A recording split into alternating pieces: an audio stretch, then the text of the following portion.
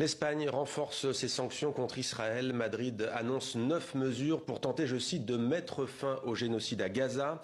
Pedro Sánchez, le Premier ministre, déclare qu'il veut placer son pays du bon côté de l'histoire. On retrouve en direct de Barcelone notre correspondant Henri Delaguérie. Bonsoir Henri. Quelles sont donc les grandes mesures que va prendre l'Espagne contre Israël ?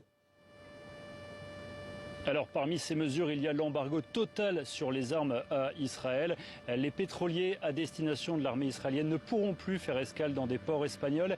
Les avions qui transportent du matériel militaire pour l'armée israélienne ne pourront pas survoler l'espace aérien espagnol. Et puis toutes les personnes qui participent, je cite, directement au génocide à Gaza ne pourront pas entrer sur le territoire espagnol. Enfin, autre mesure parmi d'autres, le boycott de tous les produits en provenance des colonies et des territoires occupés par Israël en Cisjordanie. Voilà comment ce matin Pedro Sánchez s'est justifié. C'était lors d'une allocution très solennelle à la Moncloa.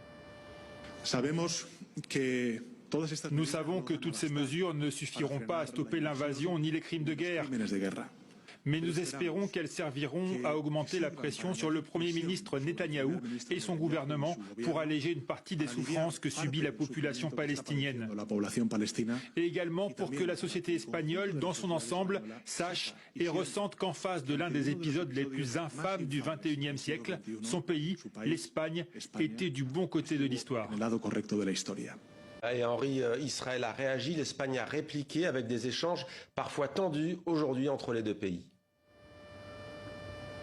Effectivement, Israël accuse le gouvernement espagnol de mener une campagne antisémite. Israël qui a également interdit d'entrer sur son territoire 2 ministres du gouvernement Sánchez, 2 ministres issus de la gauche radicale. Réponse immédiate de Madrid qui a rappelé son ambassadrice de Tel Aviv. Ce conflit israélo-palestinien qui s'invite en Espagne dans tous les domaines puisque l'Espagne a annoncé qu'elle pourrait renoncer à participer au concours de l'Eurovision si Israël n'en était pas exclu.